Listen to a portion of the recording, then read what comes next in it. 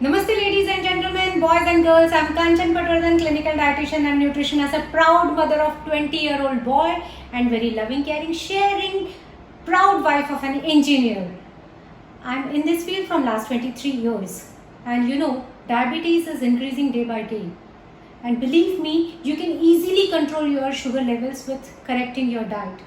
Recently, I have a client whose HbA1c was 9.4 and he easily reduced his HbA1c from 9.4 to 5.4, which is now he is declared with non-diabetic. So change your diet and change your body.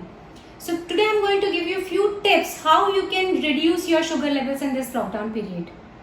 First and most important thing, because you are a diabetic, the chances of infections are very high. So to reduce infection, eat lots of vitamin C rich food. इसके लिए आपको नींबू पानी का शरबत पीने की ज़रूरत नहीं है, आप सिर्फ नींबू पानी पीजिए. आप विटामिन सी के लिए फ्रूट्स खाइए. आप कोई भी फ्रूट्स खा सकते हैं, संतरा, मौसम्बी, आम खा सकते हैं. But make sure whenever you are eating food, you should not eat after your food. Eat food at 4 o'clock or at 11 o'clock when your stomach is not completely empty. क्योंकि हमारा ब्रेकफास्ट हमने 8-8:30 बजे किया हुआ है और लंच हम 1 बजे करने वाले हैं, तो 11 बजे का टाइम परफेक्ट होता है फ्रूट्स के लिए. तो आप फ्रूट्स ज़रूर खाइए. बहुत से लोग बोलते हैं कि फ्रूट्स में बहुत ज़्यादा फ्रुक्टोज होती है, तो जी हाँ, होती है. तो इसके लिए हमें कोई भी चीज़ को अगर हमें खाना है, जैसे अभी मैंगो का सीज़न है और आपको मैंगो खाना है, तो एक चीज़ हमेशा ध्यान रखिए, मॉडरेशन इज़ की. कोई भी चीज़ का ओवरडू मत करिए. मैंगो को मैंगो मिल्क शेक में मत पीजिए. आप मैंगो काटिए और खाइए. इस तरह से अगर आपने फ्रूट्स अपने खाए तो डेफिनेटली आपको विटामिन्स, मिनरल्स और आपको एंटीऑक्सीडेंट्स मिलेंगे जो आपके इन्फेक्शन को रोकने में आपकी मदद करेंगे. एंटीऑक्सीडेंट्स का काम ही ये होता है कि हमारे बॉडी में जो भी ऑक्सीडेटिव डैमेजेस हैं उससे प्रिवेंट करना. दूसरा टिप ये है कि आपको प्रोटीन्स लेना बहुत ज़रूरी है, क्योंकि अगर आप प्रोटीन्स नहीं लेंगे तो आपको बार बार भूख लगेगी और आप जितनी बार खाना खाएंगे, जितनी बार आप पेट भरेंगे, तो उतनी बार आपके इंसुलिन लेवल्स बढ़ेंगे. तो इसके लिए आप प्रोटीन्स आपके डाइट में इंक्लूड करिए. प्रोटीन्स के लिए आप स्प्राउट्स खा सकते हैं, आप राजमा बना के खा सकते हैं, आप छोले बना के खा सकते हैं, आप चवली बना के खा सकते हैं, आप मूंग भी खा सकते हैं. नॉन वेजिटेरियन लोग अंडा एंड चिकन करी भी खा सकते हैं.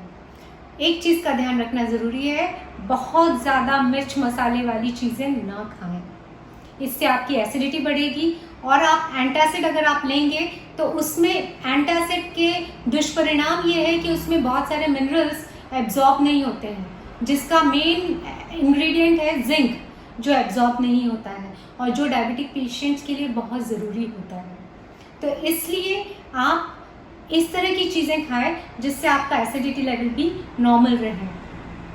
प्रोटीन्स खाने के बाद में मैं आपको सलाह दूंगी, तीसरी सलाह है वो है आपको फाइबर खाने की.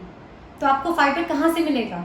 फ्रूट्स तो आप खा ही रहे हैं, पल्सेस भी आप खा रहे हैं. अगर आप इसमें स्प्राउट्स लाएं तो ज़रूर उसमें आपका फाइबर इंटेक बढ़ेगा, साथ में माइक्रो न्यूट्रिएंट्स भी बढ़ेंगे. तो आप स्प्राउट्स खा सकते हैं, साथ में हमें वेजिटेबल्स भी मिल रही हैं. ज़रूरी नहीं है कि कोई एग्जॉटिक वेजिटेबल्स ही आपको खाना है. आपके पास में जो भी वेजिटेबल अवेलेबल है आप वो खाइए. कम से कम 1 कटोरी आपको आपके खाने में दिन भर में नहीं, एक बार की मील में आपको खाना ज़रूरी है. वेजिटेबल खाने से आपको फाइबर ही नहीं बल्कि आपको काफ़ी सारे विटामिन और मिनरल्स भी मिलते हैं. तो make sure that you should eat at least 1 कटोरी ऑफ वेजिटेबल्स. सैलेड ज़रूर इंक्लूड करिए. कैरेट्स आप खा सकते हैं, आप क्यूकम्बर खा सकते हैं, आप अनियन टोमेटोज भी खा सकते हैं सैलेड के फॉर्म में. आपको लेट्यूस ही चाहिए ऐसी ज़रूरी नहीं है. अगर आपको मिल रहे हैं तो वो भी आप खाइए, बट जो घर में अवेलेबल है उससे आप अपना फाइबर इंटेक बढ़ाइए. 4th पॉइंट, आपको पानी किस तरह से पीना है. Don't include too much water after your food. आप दिन भर में, क्योंकि डायबिटीज़ है तो बहुत लोगों को ये परेशानी होती है कि उनको प्यास बहुत ज़्यादा लगती है, जिसको पॉलीडिप्सिया भी कहते हैं. तो ऐसे कंडीशन में आप सिप करके पानी पीजिए तो आपका मुंह हमेशा गीला रहेगा. आपको ओवर पानी का कंजम्पशन नहीं होगा। साथ में बहुत कम पानी भी ना पीजिए कि जिससे आपका डाइजेशन हैम्पर हो। तो आपको करेक्ट पानी पीना ज़रूरी है। लगभग 2 से 2.5 से 3 लीटर आपके शारीरिक मेहनत के हिसाब से आपको पानी पीना ज़रूरी है।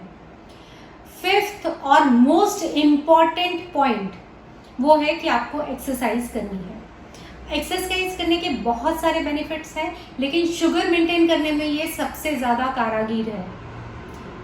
अगर आपको फिर भी ऐसा लगता है कि आपके शुगर लेवल्स कम नहीं हो रहे हैं तो प्लीज़ आप कांटेक्ट हमें करिए। Kanchan's House of Health and Nutrition will definitely help you in reducing your sugar levels, and we will make sure that you should come your normal sugar levels. Thank you. Keep watching my videos, subscribe my videos, like my videos. Thank you very much.